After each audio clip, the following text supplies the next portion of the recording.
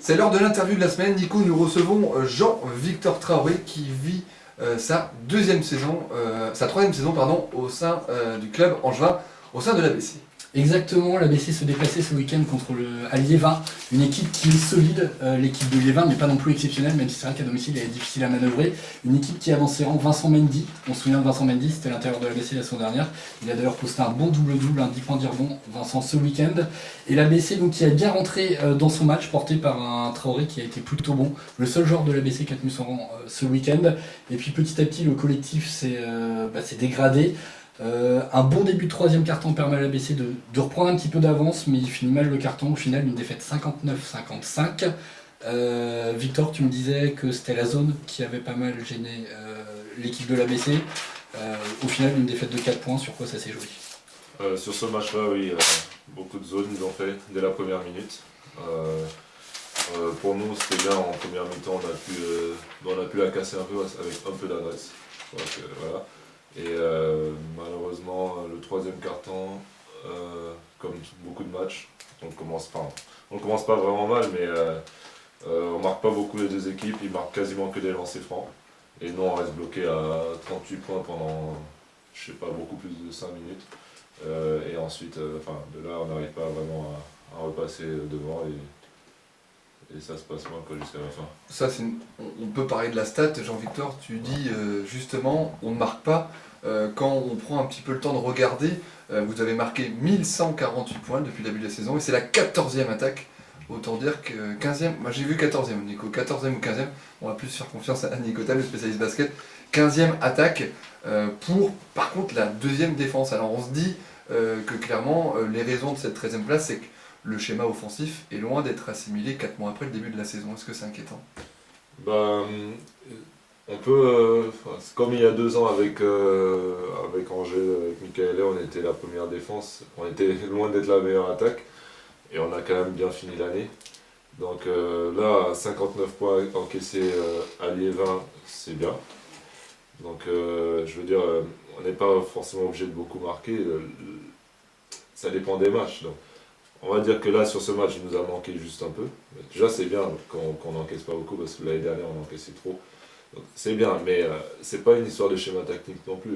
Là, ce que le coach il a dit par exemple à la fin de l'année, du match, c'était qu'il y avait beaucoup de retenue. Cette défaite face à Liévin, Nico, résume un peu les mots de cette équipe angevine. Je pense que les mots, c'est l'équipe de l'ABC qui n'a pas du tout bien joué. À part donc Victor qui a shooté à plus de 50%, tous les autres ont eu des pourcentages au shoot absolument dramatiques. Renfort, mais que 2 shoots sur 11 tentatives. Person qui était un petit peu blessé, me disait Victor, shoot à 30% seulement. Quel est le fort niveau statistique de l'équipe? Moi, et la meilleure évaluation. Tony Person. Personne, mais c'est vrai que derrière, tout le monde est passé au travers. D'ailleurs, au niveau des points, c'est vrai que si Traoré met 19 points, le reste de l'équipe se partage entre 0 et 9 points. Est-ce que tu te sens seul, des fois, sur les matchs? C'est dommage que ça ait été à l'extérieur. Vous auriez vu quand même qu'il y a eu une bonne réaction par rapport au match, par exemple à Cognac. On a eu une semaine difficile, ça a beaucoup parlé. Avant le match, pardon, on a eu une semaine difficile, ça a beaucoup parlé. Tout le monde s'est remis dedans toute la semaine et au match ça s'est senti. On a eu une meilleure cohésion, on s'est beaucoup plus battu. Il manquait de réussite. Est-ce que c'est pas la défaite de trop finalement pour l'ABC du coup?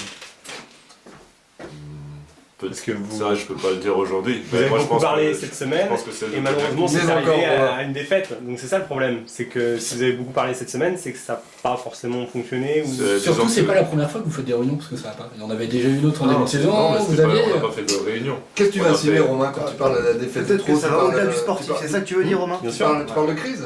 Non, mais disons qu'ils ont beaucoup parlé la semaine précédente, et finalement ça se termine par une défaite. Donc je pense que psychologiquement ça fait très très mal. Ça fait mal, oui. Mais c'était pas une réunion de crise comme en début de saison. Quand je dis on a beaucoup parlé, c'était sur le terrain, ça s'est beaucoup donné à l'entraînement. Le coach il nous en a mis plein la tête, voilà, donc, et on a bien réagi moi je trouve. Malheureusement, défaite de trop, je sais pas. Celle de Cognac qui a été plus dure. Voilà. Défaite de trop, je sais pas. On verra plus tard. Je peux pas le dire, mais en tout cas, ça nous a fait mal. Si on regarde un peu quand même le jeu produit par l'ABC depuis le début de la saison, on peut constater qu'il y a pas mal de lacunes dans beaucoup de secteurs. On va peut-être pas tous les énumérer, mais c'est vrai que là on peut constater sur les derniers matchs, il y a un manque d'agressivité, clairement. C'est vrai qu'on sait qu'avec une défense de zone que vous affrontez beaucoup en ce moment, il y a moins de fautes provoquées, mais là vous n'avez pas beaucoup sur la ligne de lancer franc. Vous personnellement, alors que bon, on sait quand même que vous mesurez 2,04 m, vous n'avez pas shooté un seul lancer franc depuis 4 matchs.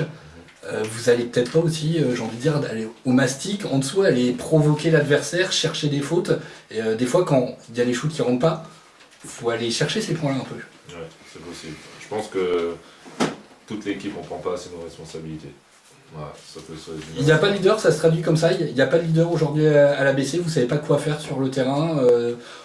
Collectivement, on a l'impression des fois que c'est la réussite extérieure avant tout, mais qu'il n'y a pas de vrai système de jeu. On va dire, à part les ailiers qui partent en drive à l'intérieur, c'est plus du décalage que des vrais systèmes. Non, quand un joueur ne prend pas ses responsabilités, c'est pas forcément qu'il n'a pas le shoot ouvert. Hein. À Liévin, on avait des shoots ouverts, sauf quand on hésitait, ou on les refusait. Voilà. Donc, pourquoi? Donc c'est juste psychologique? Oui. Alors à ce moment-là, c'est dans la tête. C'est que soit il y a une peur de se faire engueuler, mais je crois que c'est pas ça le problème. Et puis si on a peur de se faire engueuler, on ne joue pas. Soit on n'a pas confiance en soi, et c'est peut-être plus ça. Voilà, donc, pour moi, quelqu'un qui a peur de se faire engueuler en prenant un shoot ou qui refuse un shoot, il ne va pas être sur le terrain. Ouais, et là, c'est ça notre problème. C'était des shoots qui étaient pris à contre-temps ou en fin de possession. Donc, voilà. 19h13 dans votre magazine L'équipe du lundi sur Radio G. Nous allons parler maintenant un petit peu de ta saison, Jean-Victor. Tu es le deuxième statisticien de l'équipe. Tu tournes autour de 10,8 points de moyenne, 5 rebonds pour 2 passes et sur 23 minutes de jeu. Comment tu juges ta saison? Je pense qui est, entre guillemets, la moins prolifique depuis que tu es à l'ABC cette année. C'est la moins prolifique, je vais vérifier, c'est la moins prolifique. Ouais, je le ressens de toute façon. Je me sens beaucoup moins bien que les 2 premières années. Je pense. Et je rectifie un deuxième scoreur, deuxième statisticien.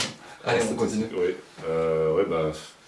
Les chiffres parlent, hein. Moi je me sens beaucoup moins bien dans le jeu.